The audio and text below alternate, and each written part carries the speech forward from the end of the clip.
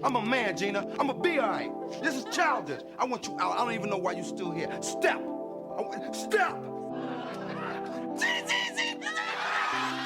To get to the issue, we must get to the root. And what is at the root is everything that's in your heart. That's everything that you truly are. Let Jones come down.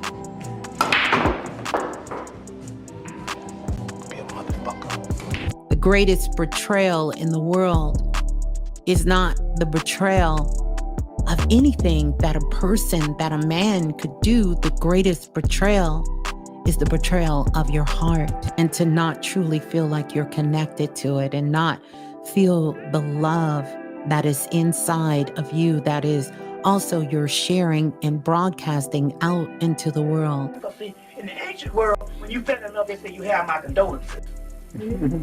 That way you can deal with it, because when you fall in love, your ass in trouble. The Western romanticism just teaches the romantic side of it, the happy ending side of it, but they don't.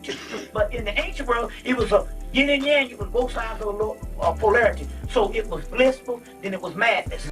If anybody ever really been in love? Have you ever been in love?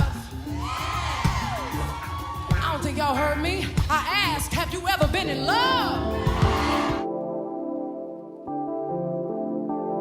I remember as a child being on a family trip heading back to Georgia. We were on 75 in the Tennessee mountains, and I remember looking over. This woman was in her car by herself, and she was boo-hoo crying, like tears streaming down her face, like full waterworks. I had never seen anything like that, maybe in a movie, but not in person. And I felt it. Like, I felt that. I remember that moment. At that age, I had never experienced any pain that would have me doing that. Now, at my big, beautiful age, I've been there. I've been there. I think about her sometimes, and I just say a silent prayer. I hope she's doing well.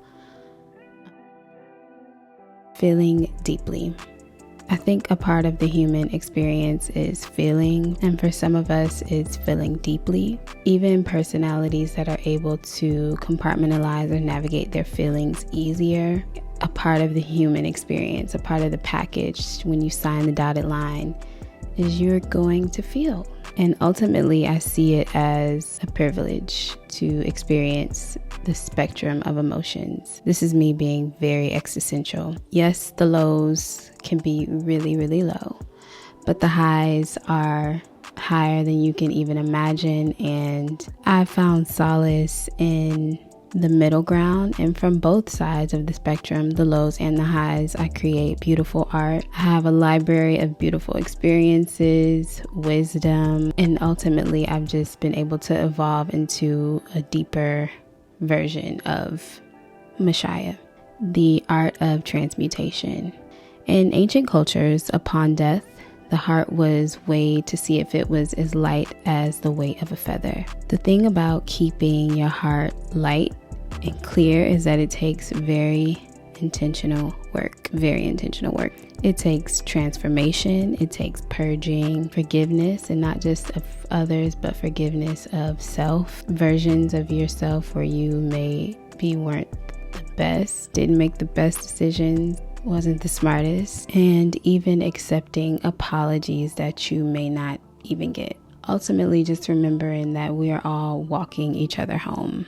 I try to see people as their child selves, knowing that most people, even me, sometimes are operating unconsciously. It tends to help me not take things so personally. And not all things, but most. And this doesn't absolve people of consequences. It's not what I'm saying. But it gives space between a situation and my personal feelings. It gives room. And I give myself a lot of grace. And so I always want to make sure I extend that as much as possible to anybody that I'm in tandem with. In addition to emotional and psychological work, there are also somatic techniques that I believe help clear the heart chakra. Physical movement. I used to live on a walk. That was my go-to. I would listen to lectures. I would listen to different teachings, different songs that were calming and good for my nervous system. I would just repetitively listen to things to make sure I was getting it. and I would do it while I was on a walk in nature. Hugging yourself, Reiki, prayer, daily rituals like a consistent morning routine where you are preparing yourself for the day. I found that to be a way to create a foundation of clarity for myself so that I can move through the world clearly. Heart intelligence. A clear heart is an excellent compass and has razor-sharp discernment. In some ancient teachings, the heart is known as the first brain. Even in the Bible, there's a verse that speaks about all that you do and how it flows from your heart.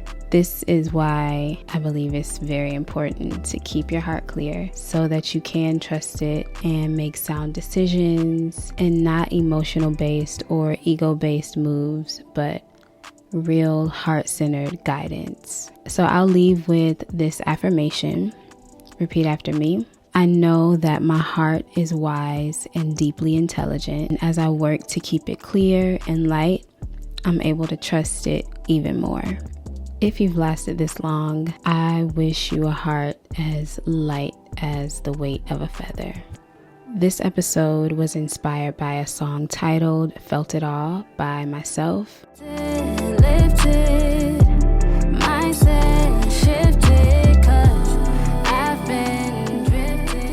Felt It All is available on all streaming platforms by Mishijah.